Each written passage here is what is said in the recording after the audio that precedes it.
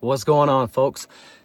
Today we're gonna be working on my Jeep. I got an '05 Jeep Grand Cherokee. It's got the 5.7 Hemi on it. A long time ago I did the front suspension and stuff, but today I'm finally gonna do the rear springs. So let me flip you around and let's get this started. All right, first things first, take your tire off. Well, jack your vehicle up, sorry. Jack your vehicle up and then take your tire off, right? So I got my jack stands. I got one right there and one over there, a little extra safety or whatever. Inside a spring compressor, and then you'll select whatever size fits your spring the best. Be very careful with this. Springs under load can screw you up bad. Anyway, so yeah, I'm gonna get the correct size put on the jaws there, and I'm gonna put it on there, and before I start cranking on it, I'll show you and we'll be back. Okay, so you just stick that bad boy on there right there.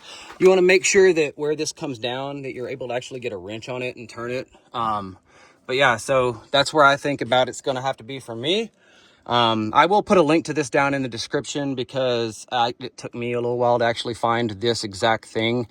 But yeah, so let me get this cranked on and compressed, and I'll be back.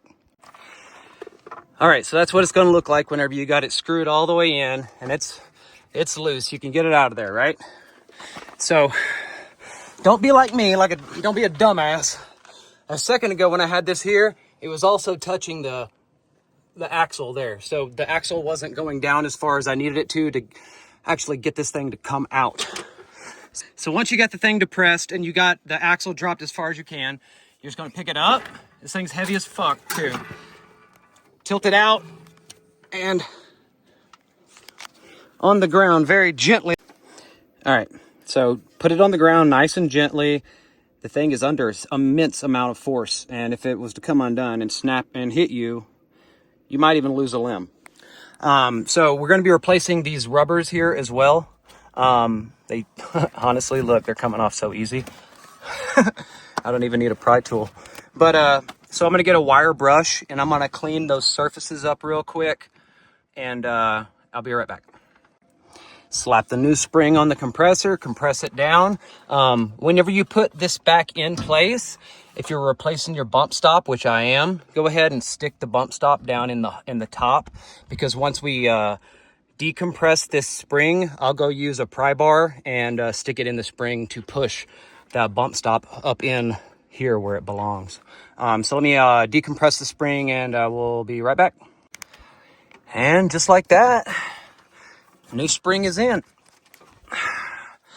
All right, so there's a little tab right here that's kind of punched in. So I stuck the lip of the bump stop in like that first, and then use my pry bar just like that to get it up nice and flush, and this side's done. We're gonna pop over to the other side, but I'm guessing the other side is exactly the same as this, so I don't think I need to film it. So yeah, thanks for tuning in.